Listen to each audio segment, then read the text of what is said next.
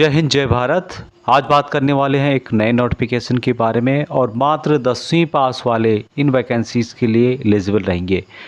पूर्व सैनिकों के लिए कुछ पद रखे गए हैं, विस्तार से जानते हैं इस छोटी सी वीडियो के माध्यम से।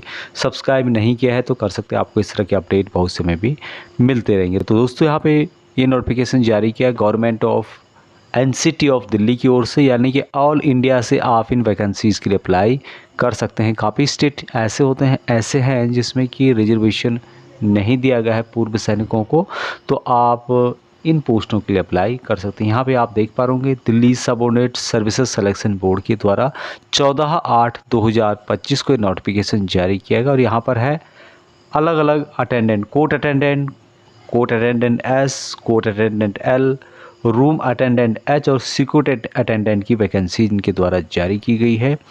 26/8/2025 से आप अप्लाई कर सकते हैं और क्लोजिंग डेट है 24/9/2025।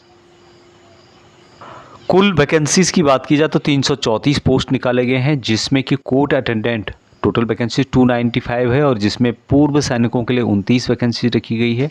Court attendant S 22 total post है, जिसमें कि पूर्व सैनिकों के लिए 2 पद रखे गए हैं और तीसरा है रूम अटेंडेंट 13 पद रखे गए हैं, लेकिन पूर्व सैनिकों के लिए 1 पद रखा गया है। तो यहाँ पर 334 में से 32 वैकेंसीज पूर्व सैनिकों के लिए रिजर्व करके रखे गए हैं। अब इन वैकेंसीज़ के लिए ऑनलाइन के माध्यम से अप्लाई करने की जो फ़ीस है मात्र 100 रुपये रखी गई है एप्लीकेशन फ़ीस। लेकिन पूर्व सैनिकों कुछ कैटेगरी हैं जिनको कि कोई भी फीस नहीं देना है, उनके लिए free of cost in vacancies के लिए अप्लाई किया जा सकता है। अब इन वैकेंसीज़ के लिए जो एज रखी गई है 18 से लेके 27 साल मैक्सिमम है, लेकिन पूर्व सैनिकों को एज रिलैक्सेशन दिया गया है। यहाँ पे आप देख सकते हैं एक्सेसमैन group B and group C post के लिए जो भी आपने मिलिट्री सर्विस की है उसको टोटल एज से माइनस करने के बाद 3 साल की और छूट दी जाती है, यानी कि टोटल जो आपकी एज है उसमें से जितने आपने सर्विस की माइनस करने के बाद 3 साल और माइनस करना है और जो 27 साल यहाँ पर मैक्सिमम है उसके अंतर्गत आपकी एज आनी चाहिए, कैलकुलेट करके 27 साल से ज़्यादा नहीं आनी चाहिए। लेकिन जो भी डिसेबल पर्सन है जनरल के उनके लिए 45 ईयर मैक्सिमम रखी गई है और 50 ईयर SC ST जो डिसेबल कैंडिडेट हैं उनके लिए 48 ईयर ऑफ OBC कैंडिडेट जो कि डिसेबल है डिफेंस सर्विसेज पर्सनल, उनको यहाँ पर छूट दी गई है।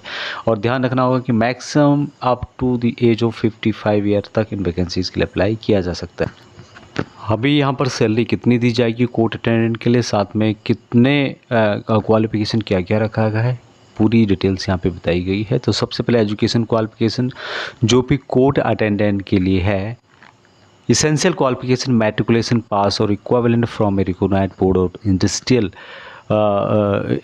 training institute pass certificate from a recognized institute। या तो मैट्रिक पास होना चाहिए या फिर ITI होना चाहिए, दोनों में से कोई भी होना चाहिए। बाकी यहाँ पर लेवल 3 की सैलरी दी जाएगी।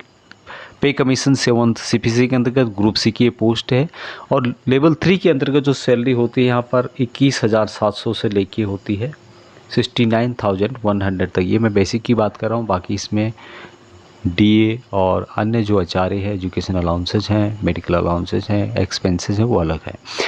एज यहाँ पर 18 से 27 साल रखी गई है। बाकी एज रिलैक्सेशन पूर्व सैनिकों को जो गवर्नमेंट की तरफ से दिया जाता है वो यहाँ पर होगा। कोर्ट अटेंडेंट एस इसके लिए भी यहाँ पर सेम मैट्रिकुलेशन पास है। लेवल 7 के अंतर्गत सैलरी आपको लेवल 3 की मिलेगी। ग्रुप सी की पोस्ट है और एज 27 साल मैक्सिमम रखी गई है। जो दूसरी पोस्ट है जिसमें कि कोर्ट अटेंडेंट एल की है, इसके भी सेम एजुकेशन क्वालिफिकेशन सेम सब कुछ रखा गया है। रूम अटेंडेंट इसके लिए भी सेम है 18 से 27 साल। ग्रुप सी की पोस्ट है, लेवल 3 की सैलरी दी जाएगी और मैट्रिकुलेशन यहाँ पर मांगा गया है या फिर ITI मांगा गया है। ऑनलाइन के माध्यम से दिल्ली गवर्नमेंट की जो ऑफिशियल वेबसाइट है https://dssSBonline.nic.in के माध्यम से आपको अप्लाई करना होगा। अब यहाँ पर जितने भी पोस्ट हैं उन सभी के लिए एग्जामिनेशन स्कीम क्या रहेगी, किस तरह का पेपर यहाँ पर आएगा, यहाँ पे बताया गया है कि जो है DSSB Delhi High court will conduct 2 tyre examination, tyre 1 और टायर 2। तो यहाँ पर जो होगा जिसमें टायर 1 के अंतर्गत क्या होगा, प्री एग्जाम होगा, ऑब्जेक्टिव टाइप क्वेश्चन पूछे जाएंगे, 100 नंबर के क्वेश्चन होंगे, MCQ होंगे, multiple choice question total marks 100 number का होगा। 150 मिनट का टाइम यहाँ पे दिया जाएगा।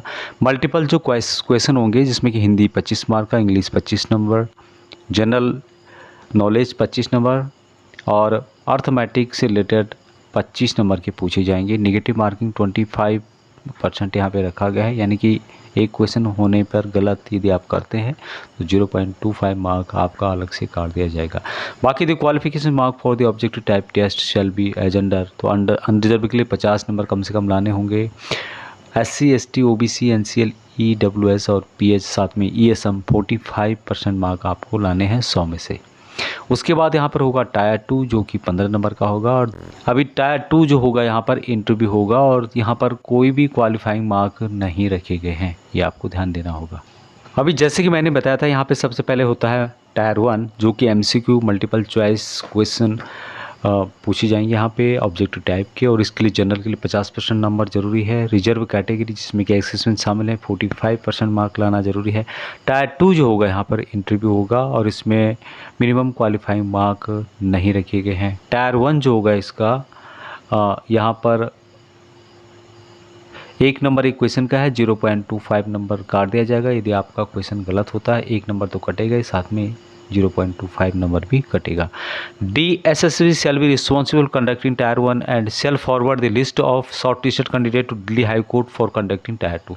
यानी कि DSSB जो है वो टायर 1 एग्ज़ाम कंडक्ट करेगा और जो भी यहाँ पर शॉर्टलिस्टेड कैंडिडेट होंगे उनको टायर 2 के लिए दिल्ली हाई कोर्ट में भेज दिया जाएगा इंटरव्यू के लिए। और इंटरव्यू में जो होगा the final merit list prepare by the Delhi High Court on the basis of mark obtain in MCQ test and interview. यानी कि इंटरव्यू और MCQ जो मेन टेस्ट है उसमें जितने मार्क आपने अटेंड किए हैं उसके आधार पर इनके द्वारा लिस्ट बनाई जाएगी। अभी जो डिसेबल है या कैटेगरी है वो भी इन वैकेंसीज़ के लिए अप्लाई कर सकते हैं, इसके बारे में डिटेल्स बताया गया है। बाकी पूर्व सैनिकों को एज रिलैक्सेशन यहाँ पर दिया जाएगा, साथ में वैकेंसीज भी रिजर्व करके रखी गई है। ज़्यादा जानकारी के लिए आप इसकी नोटिफिकेशन को फॉलो कर सकते हैं। किस तरह का यहाँ पे पेपर होगा, क्या होगा, पूरी जानकारी इसमें दी गई है। ऑनलाइन के माध्यम से किस तरह से आपको अप्लाई करना है उसकी जानकारी भी यहाँ पर दी गई है। ज़्यादा जानकारी के लिए आप इसके नोटिफिकेशन को फॉलो कर सकते हैं। नोटिफिकेशन का लिंक आपको वीडियो के डिस्क्रिप्शन में मिल जाएगा।